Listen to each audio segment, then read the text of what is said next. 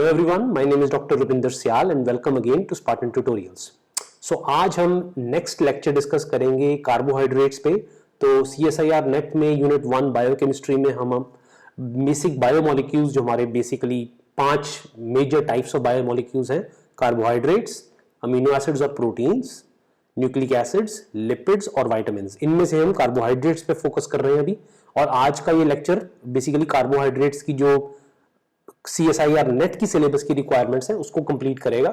So we will discuss extensively. हमने पिछली बार monosaccharides discuss किए थे, आज हम पॉलीसैकेराइड्स, डाइसैकेराइड्स और उनके अदर डेरिवेटिव्स जो हैं वो डिस्कस करेंगे आज। ओके, तो चलिए शुरू करते हैं। Okay,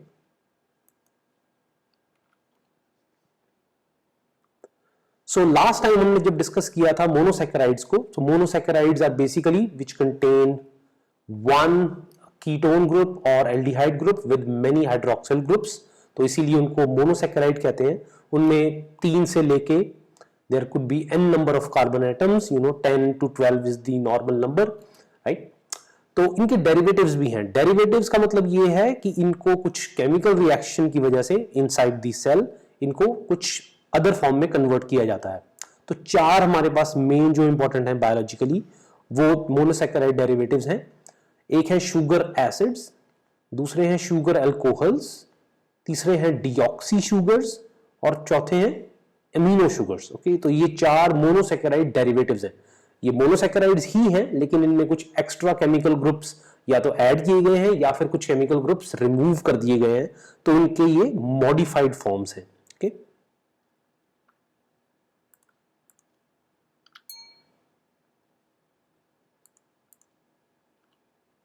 so let's come to the sugar acids first. Sugar acids इनको हम 2 कैटेगरीज में डिवाइड करते हैं, एक है एल्डोनिक एसिड्स और एक यूरोनिक एसिड्स। तो पहले हम देखते हैं एल्डोनिक एसिड्स का। ओके, सो बिकॉज नाम से ही थोड़ा सा पता लग रहा है, हमें पिछली बार डिस्कस भी किया था, एल्डोजेस और कीटोजेस 2 तरह के होते हैं। सो यहां पे आप देख सकते हैं these are formed by mild oxidation of aldose. Okay, any aldose जो है, for example glucose is an aldose, अगर इसकी ऑक्सीडेशन हो जाए तो जो एल्डिहाइड ग्रुप है वो कार्बोक्सिलिक एसिड ग्रुप में कन्वर्ट हो जाता है। तो आप इसका जो स्ट्रक्चर देखें तो यहां पे हमारा एल्डिहाइड ग्रुप है CHO ग्रुप, और यहां पे ये COOH, ये ऑक्सीडाइज हो रहा है। तो ऑक्सीडेशन का जो एक मैं आपको बताना चाहता हूं कि अगर आपने याद रखना हो तो इसको याद करने का तरीका है लियो सेज गर, राइट। तो लियो का मतलब लायन, और लायन कैसे आवाज करता है, गर, राइट, गरजता है वो। सो लियो सेज गर, तो ये एक तरह से मेमोरी टेक्निक है, इसको निमोनिक्स भी कहते हैं। सो इससे आपको पता लगता है लियो का मतलब loss of electrons is oxidation. Okay, और गर का है gain of electrons is reduction। so बड़ा आसानी से आपको याद हो जाता है। तो यहां पे COOH में जब कन्वर्ट कर रहे हैं तो आपको लग रहा होगा कि यहां पे ऑक्सीडेशन कैसे हो रही है। तो ऑक्सीडेशन इसलिए हो रही है क्योंकि लॉस ऑफ इलेक्ट्रॉन्स जब कोवेलेंट बॉन्ड्स में होते हैं, तो अगर हम कंपेयर करें एल्डिहाइड ग्रुप को और कार्बोक्सिलिक एसिड ग्रुप को, और अगर हम कार्बन पे फोकस करें तो इसके पास जो भी इलेक्ट्रॉन्स थे, पहले जितने भी कोवेलेंट बॉन्ड्स इसने बनाए थे, जैसे पहले ऑक्सीजन के साथ था और एक हाइड्रोजन के साथ था, और अब क्या है, एक ऑक्सीजन के साथ है और एक OH के साथ है। और आपको पता ही है जो ऑक्सीजन है वो बड़ा ही स्वार्थी किस्म का एलिमेंट है, तो वो क्या करता है, अपने इलेक्ट्रॉन्स जो है वो पुल करता है। बेसिकली कोवेलेंट बॉन्ड तो है, तो टेक्निकली 50-50 शेयरिंग होनी चाहिए, लेकिन इलेक्ट्रॉन्स कार्बन से ऑक्सीजन की तरफ जाते हैं, राइट। तो इसलिए कार्बन की एक तरह से हम ऑक्सीडेशन कह सकते हैं इसमें। Okay, so this is the basic formula for how we can say whether something is getting oxidised और रिड्यूस्ड। ओके, तो ये एल्डोनिक एसिड्स हैं, राइट। तो सेल्स में ये काफी फंक्शंस परफॉर्म करते हैं, उनमें हम नहीं जाएंगे अभी, we are just discussing the major categories. Next are see uronic acids, right? So uronic acids, they are formed by oxidation of primary hydroxyl group of aldose. तो एल्डोजेस के ही ये मॉडिफाइड वर्जन्स हैं, लेकिन यहां पे हाइड्रोक्सिल ग्रुप जो है वो ऑक्सीडेशन हो रही है उसकी। Okay, so we are getting the CH2OH here getting modified to COOH। तो एल्डोनिक एसिड और ग्लूकोरोनिक एसिड्स को डिफरेंशिएट करने के लिए यूजुअली जो एल्डोनिक एसिड्स हैं उनको ग्लूकोनिक एसिड कहा जाता है, और अगर वो यूरोनिक एसिड है तो उनको ग्लूकोरोनिक एसिड कहा जाता है। तो इस तरह के आप कई नाम देखेंगे। ओके, तो uronic acid they are also present in the name. By the way, ascorbic acid जो विटामिन सी है वो भी एक यूरोनिक एसिड है। Okay, so it is a gamma lactone, right, according to organic chemistry. Internal ester है ये, और ये एक यूरोनिक एसिड है। ओके, और under physiological conditions ascorbic acid is converted into an inactive form which is called the diketo gluconic acid. और यहां पे आपको मैं ये बताना चाहूंगा साथ में, ये कई बार नेट में पूछा जाता है that vitamin C cannot be synthesised by humans and other mammals, for example some monkeys, but they can be synthesized by many other organisms including bacteria and so on. So we need to take vitamin C in our diet, and that is the उसका जो cause है वो ये है कि vitamin C का जो biosynthesis steps हैं, उसका जो पाथवे है, मेटाबॉलिक पाथवे, सिंथेसिस पाथवे, उसमें म्यूटेशन हो चुकी है। तो एक पर्टिकुलर एंजाइम जो है वो ह्यूमंस में एक्टिव नहीं है अब, right? During the course of evolution we mutated that, we lost that enzyme. That enzyme was deactivated and now we cannot make the vitamin C any longer. Okay, so we need to take it from the diet. Okay, all right, moving on. Next is sugar alcohols. These are found by reduction of aldoses or ketoses. So इसमें कई examples हैं, जैसे राइबिटॉल है, glycerol है, ये हम बाद में काफी पढ़ेंगे क्योंकि जो हमारे मेम्ब्रेन्स के फॉस्फोलिपिड्स हैं उनमें ग्लिसरोफॉस्फोलिपिड्स काफी इंपॉर्टेंट हैं। मायोइनोसिटॉल है, right, this is very important biochemical compound, right, so these are important lipid components. Okay, so sugar alcohols, और इसके अलावा सॉर्बिटॉल भी है एक, so this is a sweet sugar alcohol, और ये आर्टिफिशियल स्वीटनर्स में काफी यूज किया जाता है, जैसे शुगरलेस च्युइंग गम में सॉर्बिटॉल काफी यूज किया जाता है। ऑल्दो इसके कई साइड इफेक्ट्स भी हैं, अगर इसको ज्यादा ले लिया जाए then it can cause diarrhoea and stomach problems also, but anyways sorbitol is used industrially as a non sweetening sweetener. Okay, तो ये शुगर अल्कोहल्स हो गए। Then we come to deoxy acids. Deoxy acids में क्या होता है कि जो OH ग्रुप है it is replaced by hydroxyl OH group is replaced by hydrogen. Okay, तो ये आपको काफी पता ही है क्योंकि जो DNA है उसमें deoxyribose है, right? Similarly we have rhamnose and fucose, ये काफी lesser known deoxy acids हैं, लेकिन फिर भी they are important. Deoxyribose which is involved in formation of DNA, और यहाँ पे जो 2' पोजीशन है वहां पे OH की जगह H हो जाता है। Okay, so that is why it is called deoxyribonucleic acid, and deoxyribose जो है वो मोनोसैकेराइड है। Okay, okay, moving on. Amino sugars. Okay, amino sugars में क्या होता है कि हाइड्रोक्सिल ग्रुप है उसको रिप्लेस करते हैं या तो अमीनो ग्रुप से या एसिटिलेटेड अमीनो ग्रुप से। दो तरह की मॉडिफिकेशंस हो सकती हैं, या तो अमीनो ग्रुप या एसिटिलेटेड अमीनो ग्रुप। तो इनमें कई इंपॉर्टेंट शुगर्स हैं, for example N acetyl glucosamine and N acetyl muramic acid, इनको शॉर्ट फॉर्म में NAG और NAM भी कहा जाता है। तो यहां पे आप देख सकते हैं ये बेसिकली एसिटाइलेटेड अमीनो ग्रुप यहां पे लगा हुआ है, N-एसिटाइल ग्लूकोजामीन, तो ये बेसिकली ग्लूकोज है और साथ में N-एसिटाइल अमीन लगा हुआ है यहां पे, और N-एसिटाइल म्यूरामिक एसिड भी है, तो यहां पे कार्बोक्सिलिक और मिथाइल ग्रुप भी है, और साथ में ये NHCOCH3, right? So this is also added. So these are important components of peptidoglycan. So hugely important क्योंकि bacterial cell wall is made up of peptidoglycan, both gram positive as well as gram negative bacteria. Okay, और एक important जो amino sugar है वो है N acetyl neuraminic acid और sialic acid. This is very important in terms of, जो हम बाद में डिस्कस करेंगे, ग्लाइकोज अमीनो ग्लाइकेंस। तो ये मॉडिफाइड कार्बोहाइड्रेट्स हैं, कॉम्प्लेक्स कार्बोहाइड्रेट्स हैं, तो ये काफी इंपॉर्टेंट रोल्स प्ले करते हैं, जैसे कार्टिलेज में, for example in the tendons, right, as well as in the extracellular matrix. तो वहां पे सियालिक एसिड काफी इंपॉर्टेंट रोल प्ले करता है। Okay, so these are some amino sugars. Okay, moving on. Okay, तो अभी हम आते हैं डायसैकेराइड्स पे। डायसैकेराइड्स बेसिकली जैसे नाम से ही पता लग रहा है, these are formed by two monosaccharides coming together, और उनके बीच में एक ग्लाइकोसिडिक बॉन्ड बन जाता है, and also there is removal of water, तो वाटर रिमूव हो जाता है, एक वाटर मॉलिक्यूल। तो हमने पहले जब डिस्कस किया था, जब जो मोनोसैकेराइड्स हैं वो साइक्लाइज हो जाते हैं, राइट, वो साइक्लिक फॉर्म्स में एग्जिस्ट करते हैं, तो वो उसको हम कहते हैं हेमी एसिटल, राइट, उसका ऑर्गेनिक नोमेनक्लेचर है हेमी एसिटल।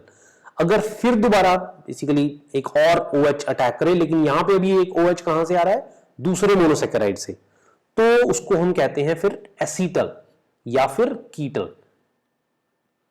एसिटल अगर वो एल्डोजिस हो, और कीटल है अगर वो कीटोन ग्रुप हो, right.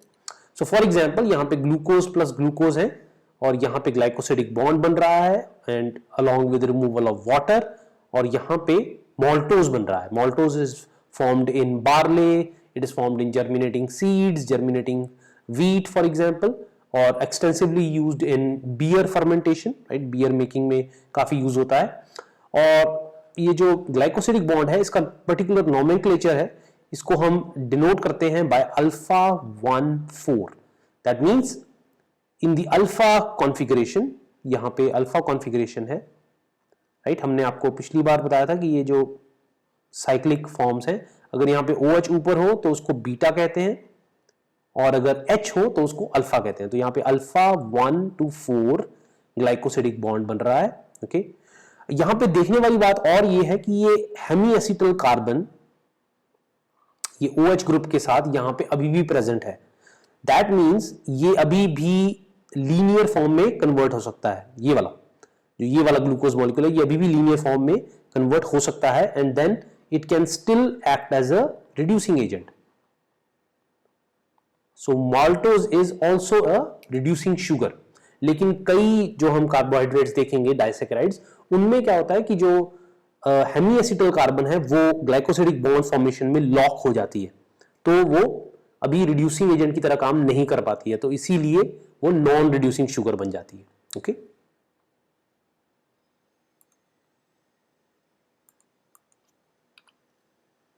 right, so here are some more disaccharides. For example, we have lactose.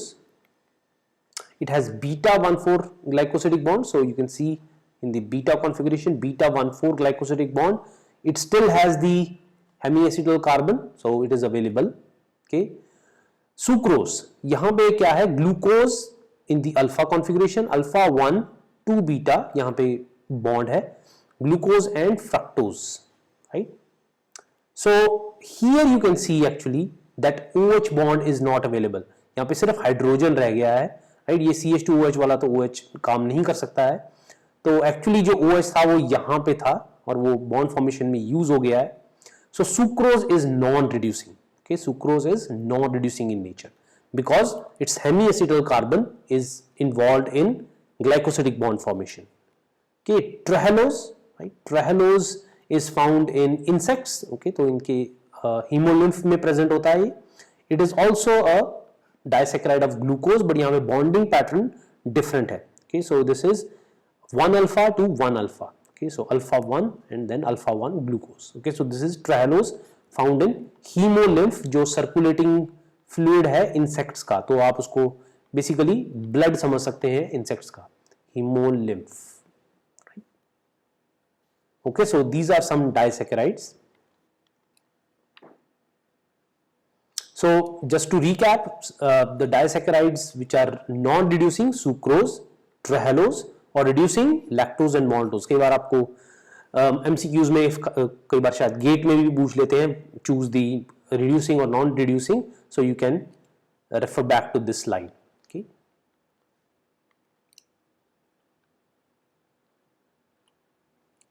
all right, coming to polysaccharides now. So now we are getting into the territory of bigger heavy molecular weight molecules, और ये major macromolecules हैं life के. तो polysaccharides they are formed by basically chains of monosaccharides linked together. इनको हम glycans भी कह देते हैं. Okay, they function as storage forms of fuel. तो जब फॉर एग्जाम्पल जो एनिमल है या प्लांट है उसको एनर्जी चाहिए होती है और उसके पास सरप्लस एनर्जी होती है तो वो स्टोर कर लेता है एनर्जी को, तो पॉलीसैकेराइड्स उसमें काफी हेल्पफुल रोल प्ले करते हैं. और they also form the structures of plant, तो और बैक्टीरियल सेल वॉल्स, तो जैसे सेलुलोज है, पेप्टिडोग्लाइकन है, these are all formed from polysaccharides. Okay, homopolysaccharides और हेटेरोपॉलीसैकेराइड्स ये दो तरह की कैटेगरी हैं. होमो का मींस सेम, हेटेरो का मींस डिफरेंट. तो होमोपॉलीसैकेराइड्स में एक ही तरह का मोनोमर है, वो बेसिकली एक तरह से आप समझ सकते हैं कि एक जैसे माला होती है, राइट, उसकी तरह वो जुड़े हुए हैं. Then this mala could be 1000, 2000, 10,000 monosaccharide long, right. और हेटेरो में क्या होता है, इट इज डिफरेंट मोनोमर्स. तो एक मोनोमर, फिर डिफरेंट मोनोमर, फिर डिफरेंट मोनोमर, फिर same monomer, it's so on, right. So they alternate sometimes there are 2 और 3 मोनोमर्स जो डिफरेंट हैं, वो रिपीटिंग यूनिट बनाते हैं. सो 2 और more different kinds of monomers, जैसे पेप्टिडोग्लाइकन, राइट. तो हमने भी बात की एन-एसिटाइल ग्लूकोजामीन और एन-एसिटाइल म्यूरामिक एसिड, ये दो तरह के मोनोमर्स उसमें काम करते हैं. Okay, so this is the basic classification of polysaccharides. तो पहले आते हैं स्टार्च में. स्टार्च जो है वो स्टोरेज कार्बोहाइड्रेट है प्लांट्स में, right. So for example rice है, जैसे very rich source of starch. Rice है, पोटैटोज हैं, राइट, व्हीट है, बार्ले है. मोस्ट जो ग्रेन्स हैं उनमें काफी अमाउंट ऑफ स्टार्च प्रेजेंट होता है. ये स्टोरेज कार्बोहाइड्रेट है प्लांट्स में. It is present as large granules inside the cells in chloroplast. Okay, तो क्लोरोप्लास्ट में ग्रेन्यूल्स की फॉर्म में ये प्रेजेंट होता है. ओके, सो आफ्टर फोटोसिंथेसिस जो कैल्विन साइकिल होता है उसमें फिर कार्बोहाइड्रेट बायोसिंथेसिस होता है, तो वो हम आगे जाके पढ़ेंगे उसको डिटेल में. तो फिर स्टार्च के ग्रेन्यूल्स बन जाते हैं और वो क्लोरोप्लास्ट में रहते हैं. तो इसमें दो तरह के पॉलीमर्स बनते हैं, amylose and amylopectin. Amylose basically क्या है, glucose glucose glucose in long chain form, linear form, okay, by alpha 1,4 bonds. तो basically glucose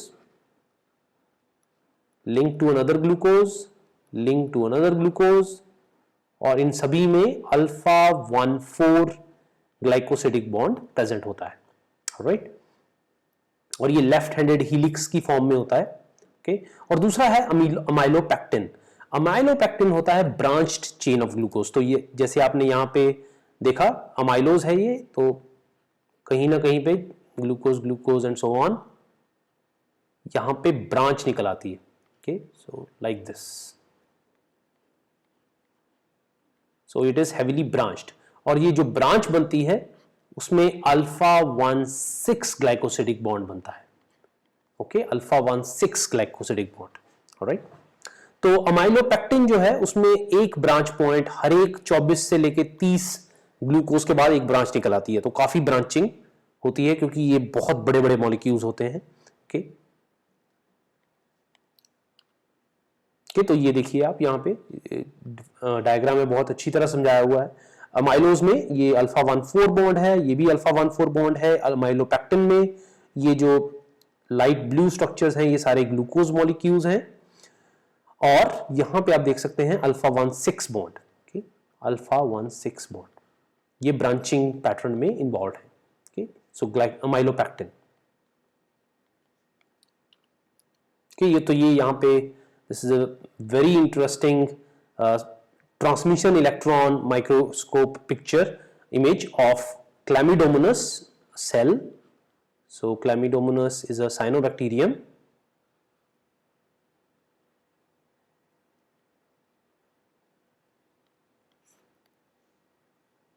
राइट. सो पहले इनको ब्लू ग्रीन एल्गी कहा जाता था, but we know that it is a cyanobacterium.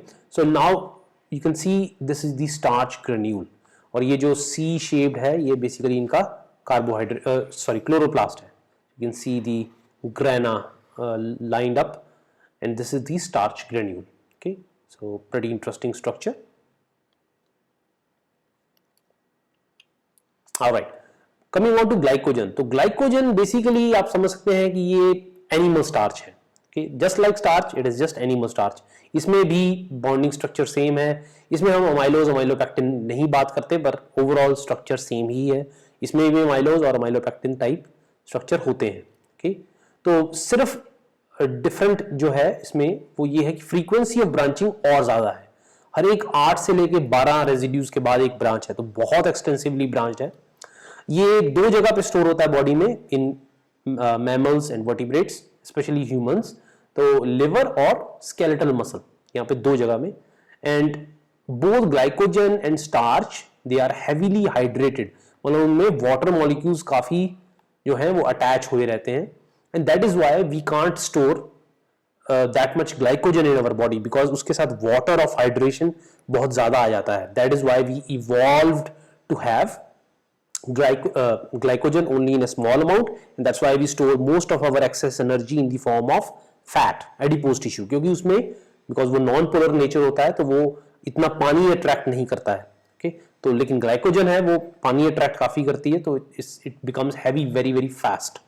तो जो नॉर्मल ग्लाइकोजन लेवल होता है ह्यूमंस में, वो हमें अगर हम कुछ ना खाएं तो 12 to 24 आवर्स हमें आराम से we can stay hungry without eating anything, and it will maintain our regular glucose levels. Okay, so glycogen is a very important reserve food for us. Alright, okay, so this is the glycogen granule. के तो ये basically एक rat का liver cell है और उसको section किया गया है यहाँ पे, और ये भी ट्रांसमिशन इलेक्ट्रॉन माइक्रोस्कोप से ही पिक्चर ली हुई है. You can C the rough ER here, right, rough endoplasmic reticulum. यहाँ पे काफी वेसिकल्स वगैरह भी दिख रहे हैं, और ये जो ब्लैक है जो क्लम्प्स बने हुए हैं, these are the glycogen granules.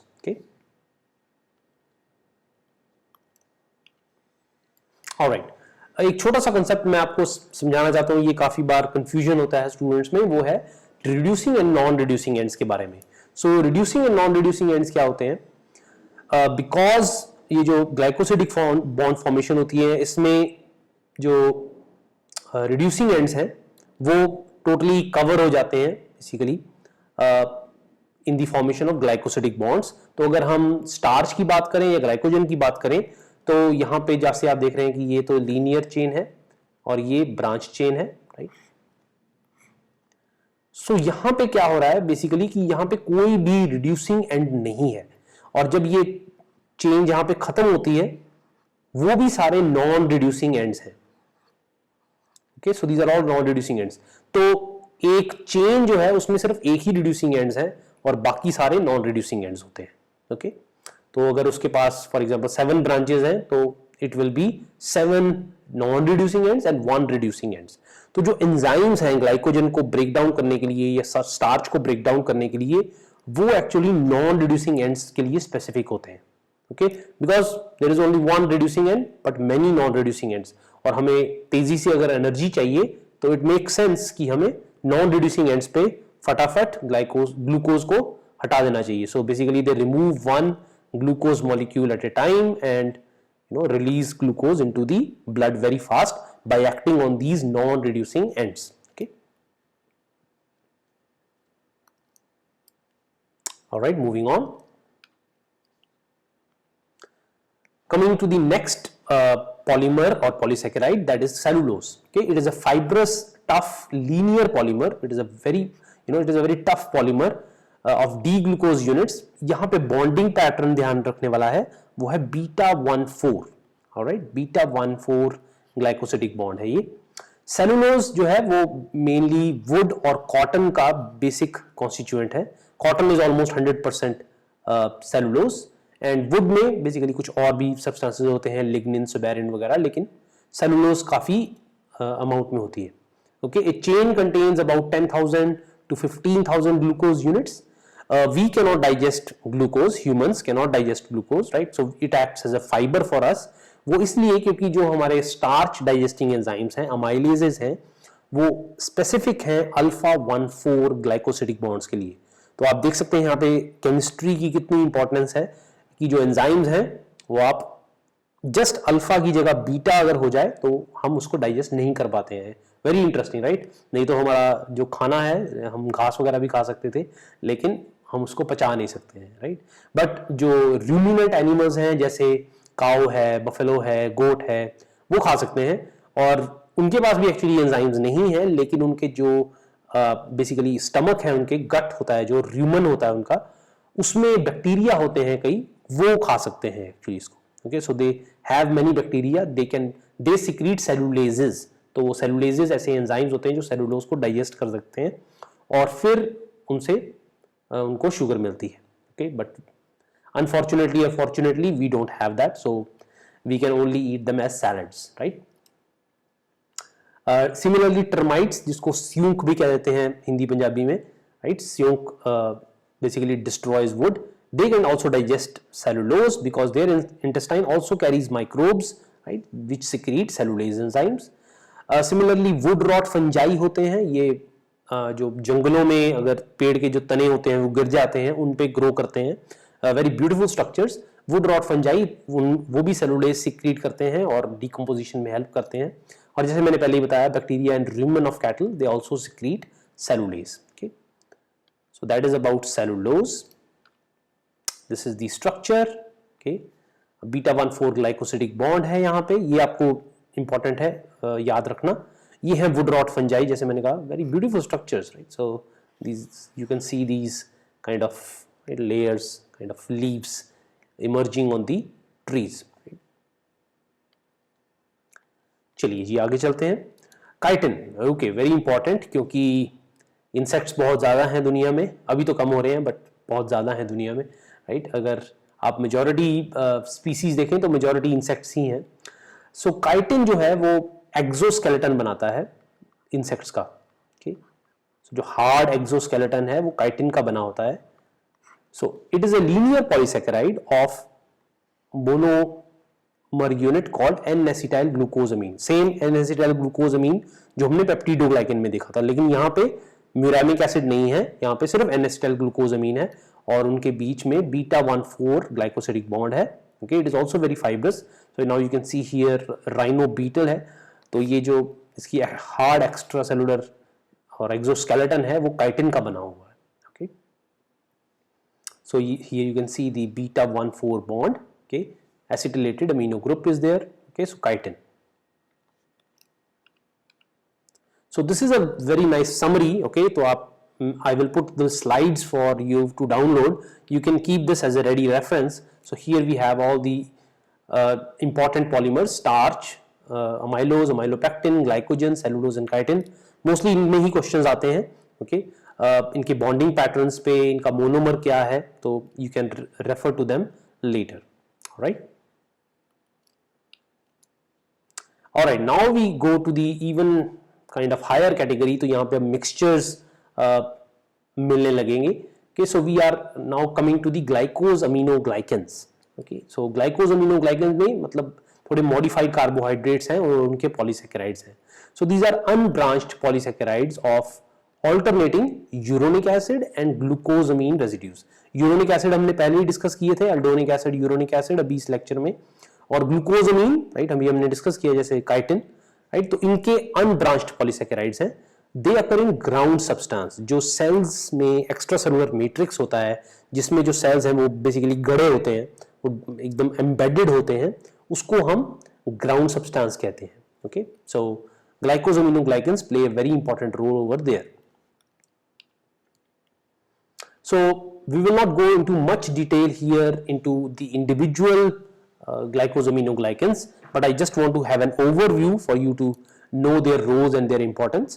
So ये काफी important है. हाइलुरोनिक एसिड, इसमें यूरोनिक एसिड और हेक्सोजमीन सभी के लिए बताए हुए हैं। तो इसमें जो यूरोनिक एसिड है वो डी ग्लूकुरोनिक एसिड है और हेक्सोजमीन है वो है एन एसिटाइल ग्लूकोजमीन। तो ये सिनोवियल फ्लूइड जो जॉइंट्स की लुब्रिकेशन के लिए इंपॉर्टेंट होता है, ग्राउंड सब्सटेंस जो एक्स्ट्रासेलुलर मैट्रिक्स है, vitreous humour of the eye, right, उनमें प्रेजेंट होता है। So it acts as a lubricant and it also acts as a shock absorber. तो शॉक अब्जॉर्ब करता है, जैसे हमारी नी का जो जॉइंट है उसमें जो फ्लूइड होता है सिनोवियल फ्लूइड, वो काफी शॉक अब्जॉर्प्शन काफी करता है। For example if somebody is running, if somebody is coming down the steps, right, तो पौड़ियां उतर रहा है, सीढ़ियां उतर रहा है, तो काफी शॉक अब्जॉर्बिंग कैपेसिटी है इसमें। Then we have chondroitin sulphate, D glucuronic acid monomer है यहाँ पे और एन-एसिटाइल ग्लूकोजामीन सल्फेट है यहाँ पे। Okay, it occurs in cartilage and also connective tissues. Dermatan sulphate है, तो ये डर्मा का मतलब होता है स्किन, तो आप गेस कर सकते हैं, इट अकर्स इन स्किन। इसमें एल आइड्यूरोनिक एसिड है और एन-एसिटाइल डी गैलेक्टोजामीन सल्फेट। तो देख सकते हैं आप थोड़ी वैरायटी आ रही है यहाँ पे। Then we have keratin sulfate. It is a component of cartilage, bone, cornea, okay, hair, nails and horn. Okay, तो यहाँ पे D-galactose है और N-acetyl D-glucosamine 6 sulfate है. Okay, so these are the monomers. And finally we have the heparin.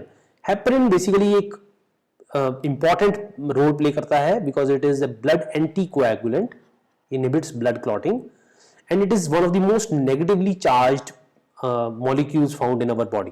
Okay, so it is formed from L-iduronate 2 sulfate and N-sulfo-D-glucosamine 6 sulfate. Okay, I don't think the CSIR people are going to ask the monomers of these कि monomers क्या हैं, but this is just for your reference. If you have time, please go through them. Okay, so you can find this information in any biochemistry textbook also. तो उसमें से भी आप इसको देख सकते हैं. Okay, all right. Moving on, so glycosaminoglycans में heteropolysaccharides के हम डिस्कस कर रहे हैं.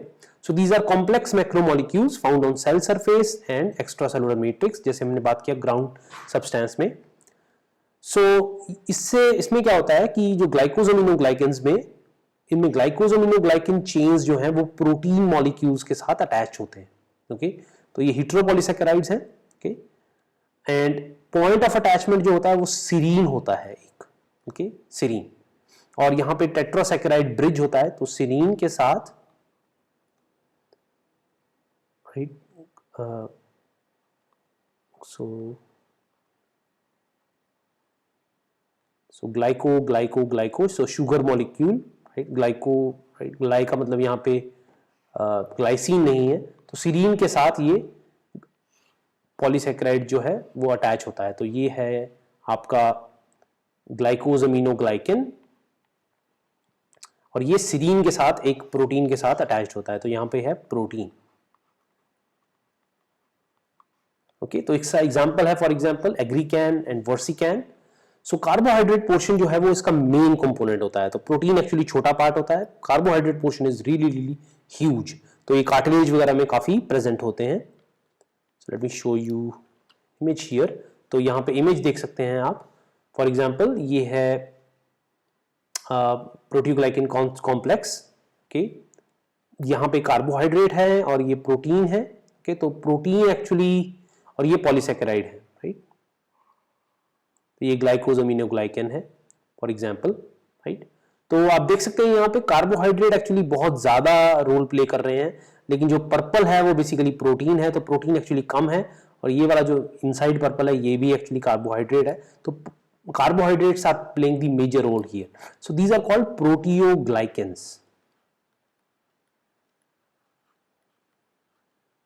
और यहां पे आप देख सकते हैं कि जो सेल मेम्ब्रेन है उसके आउटसाइड है ये, right. So this is inside cytoplasm, right. और ये साइटोस्केलेटन और इंटेग्रिन जो प्रोटीन्स होते हैं उनके साथ अटैच होते हैं. So these are proteoglycans. Then we come to glycoproteins. यहाँ पे एक्चुअली प्रोटीन पार्ट जो है वो ज्यादा इंपॉर्टेंट होता है. They contain one or several oligosaccharides joined to a protein. तो थोड़े से oligosaccharides एक प्रोटीन के साथ joined है. More variety in proteins as compared to proteoglycans, right? तो proteoglycans की कंपैरिजन में यहाँ पे प्रोटीन्स की वैरायटी ज़्यादा है. Outer surface of plasma membrane and extracellular matrix वहीं पे होते हैं ये. तो दो तरह की यहाँ पे लिंकेज होती है, एक होती है एन लिंक्ड ग्लाइकोसिलेशन और ओ लिंक्ड ग्लाइकोसिलेशन. मतलब यहाँ पे प्रोटीन जो है वो जो कार्बोहाइड्रेट के साथ लिंक बना रहा है वो कैसे बना रहा है. सो एक है एन लिंक्ड और एक है ओ लिंक्ड. एन का मतलब नाइट्रोजन, तो nitrogen means the sugar is linked to the protein by an asparagine. Okay, asparagine linked, right. Asparagine का एक्चुअली जो 1 लेटर कोड है वो भी एन है, तो आप ये याद रख सकते हैं. और ओ लिंक्ड मतलब OH हाइड्रोक्सिल ग्रुप, ये है सेरीन में और थ्रियोनिन में, right. So that's where O linked glycosylation occurs. So these are glycoproteins. So ये एक N ग्लाइकन का स्ट्रक्चर दिखाया हुआ है यहाँ पे. तो फॉर एग्जांपल ये आप देख सकते हैं majority of the mammalian proteins, human proteins, they are glycosylated in some form or the other.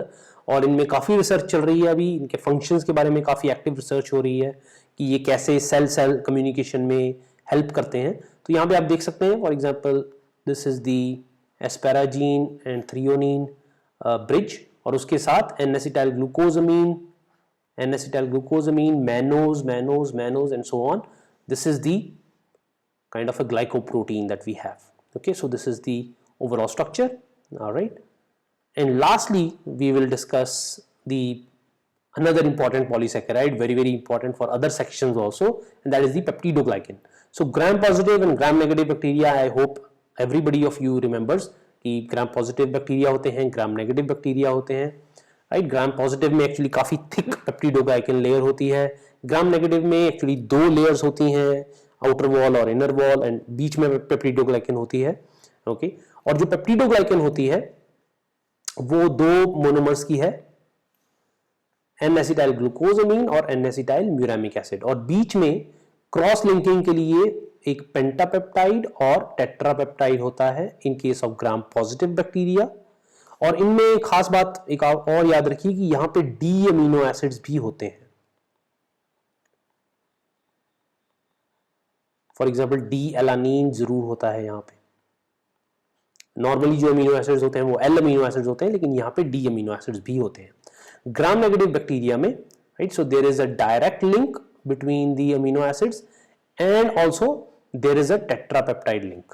Okay, बाकी मोनोमर्स दोनों वही हैं, N-acetyl glucosamine and N-acetyl muramic acid. Okay, all right, so this is the last slide for the lecture, and this is basically a very nice illustration of the cell wall structure of gram positive and gram negative bacteria.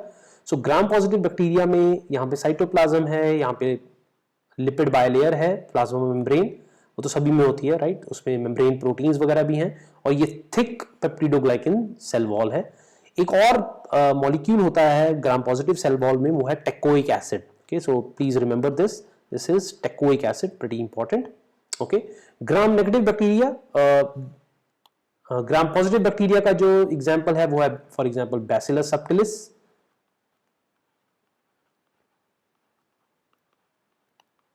और जो most common gram negative bacterium है जो हम काफी literature में पढ़ते हैं वो है E coli. So you can remember this. Okay, तो यहाँ पे स्ट्रक्चर आप देखिए, इनर मेम्ब्रेन भी है और आउटर मेम्ब्रेन भी है.